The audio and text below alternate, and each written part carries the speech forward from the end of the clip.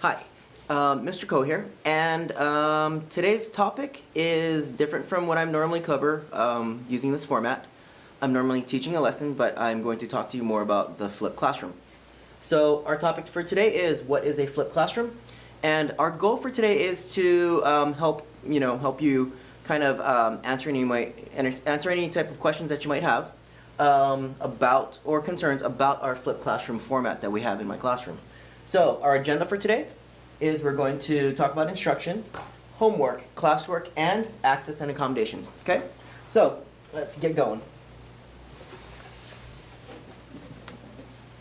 Alright, so what does instruction look like? Well, instruction looks like any old same lesson that I normally do in class. It is a lot shorter, I'm going to tell you that. Normally a lesson that would normally take me about 40 to 45 minutes in class to get through is only about 5 to 10 minutes as an actual lesson. Now that doesn't mean that I've cut down on all the things that I've been talking about. It's basically there's less of the daily things that we go through. The homework checking or the additional behavior issues or things like that. So it really cuts down on the lesson itself, and you really get into the main part of the lesson, the main points and the main concepts. Now the good thing about the instruction that you have on this, the video instruction, is that you can access this anywhere. So this is going to be video hosted through YouTube, so you can access that through YouTube, and you can access this anytime. And the good thing about the instruction that I'm giving here is that it's not a one-shot type of deal. It's not like I talk to your the lesson in one sitting and we're talking about it in class, and that's it. You get that part, whether you take the notes down or not, it's done. So that lesson is over with. We might hit it the next day again, however, depends on timing, we may not.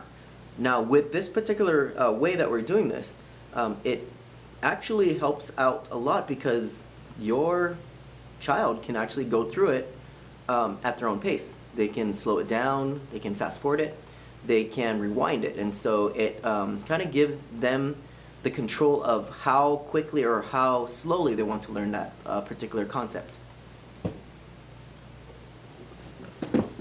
Now, does that change homework? Yes. So homework, because of how the flipped classroom works, the videos are now the homework. So they're going to be watching the video lessons, and they are hosted through YouTube or other types of online resources. And their only job is to watch the video, and again, at their own pace. They can stop whenever they want to, and it's not a timed type of situation. Then they can take notes on it, and the notes is what I check the next day. That kind of lets me know that they've gone through the material, and it kind of gives us a background type of backloading before we come to class. They actually already know what we're going to be talking about that day, and then along the way within its the video itself, there's a checkpoint, and the checkpoint basically will ask them certain questions for them to get through.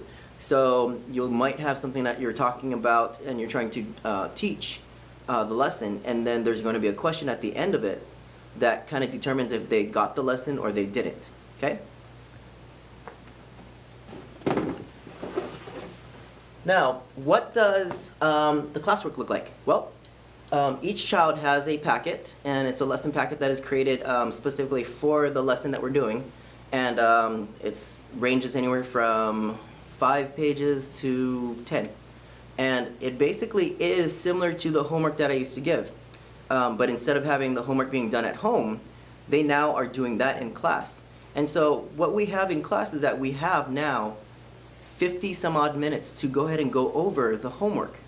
So, which kind of makes things a lot better for those who struggled with the lesson in the first place. Now I'm able to give them a lot more time. So along with the lesson packet, there's concepts that I'd like them to master.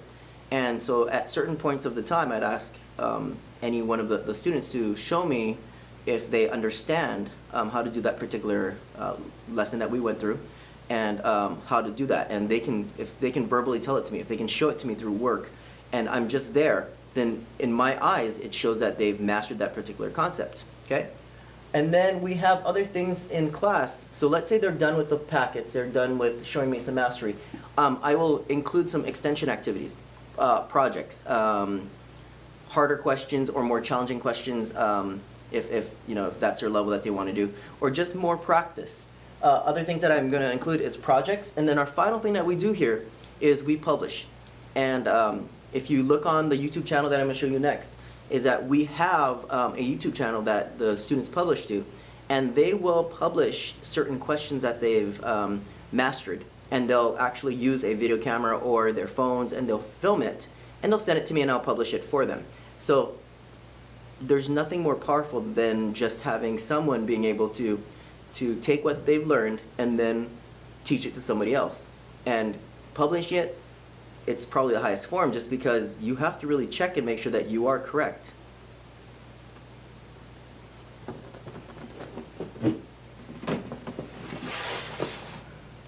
Alright, so now let's talk about access and accommodations. Now, what happens if you or your child doesn't have internet access? Well, there's a couple of solutions. First solution is if they can offer me up a flash drive, I can download everything for them, and they can just take it and play it at home. They don't have to have internet access. The second option is I have 4 or 5 laptops set up in my classroom, and they're more than welcome to use them in the mornings or after school times if they wanted to make up certain lessons. The Media Center has, I believe, 33 desktops set up, and they can use them at their leisure as well, and all the lessons are already on there. So they can access that anytime. So that's only if they wanted to go ahead and if they want to go through what we're doing right now using this great new technology, and they can use all of that. The next that they can do, and this one, it kind of downplays on what we're trying to do, just because if they're using the textbook, they're just taking the lessons off the textbook, which is not a bad thing. The textbook does a pretty good job with it, and it does help your child actually become a self-learner, which is also a good thing. So the other option is, without all the technology, they can just take the notes straight from the textbook, and every child in our school has a take-home textbook. Alright, so now, what are the accommodations that I can make through this type of style of teaching? Well, I can definitely make this entire classroom differentiated. In fact, right now, in my couple of algebra periods, there's different levels. And using the different levels, I can hit all the different levels. There's a group that's well ahead. There's a group that's in the middle. There's a group that's trailing behind. And because I have now that much time, I can hit all those groups and kind of give them the direction that they need to get there. Again, I have a couple of groups who are working ahead. I can review with the groups. And we have, because of this particular method of teaching, I am able to do whole group instruction. Then I can go into smaller groups and talk to them once I'm done with the whole group instruction. I also have enough time to go ahead and do partnered type of instruction as well as individual. And again, a lot of times you guys are asking, how can, the tutoring, if that's available. Absolutely, but within the classroom itself, it's already given to your child that there is some time that I can give them one-to-one direction as well. It won't be a lot, just because, again, I have about 38 kids in my classroom, but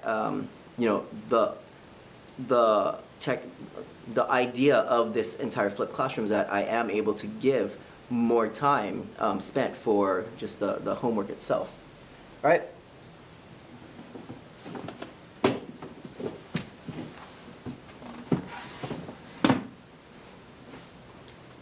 Okay, if you'd like more information or you'd like to review any of my past concepts, go to www.youtube.com/user/tycodad. And I just welcome any questions or any concerns that you might have had on this. And please email me. I believe my email is there as well. So thank you very much.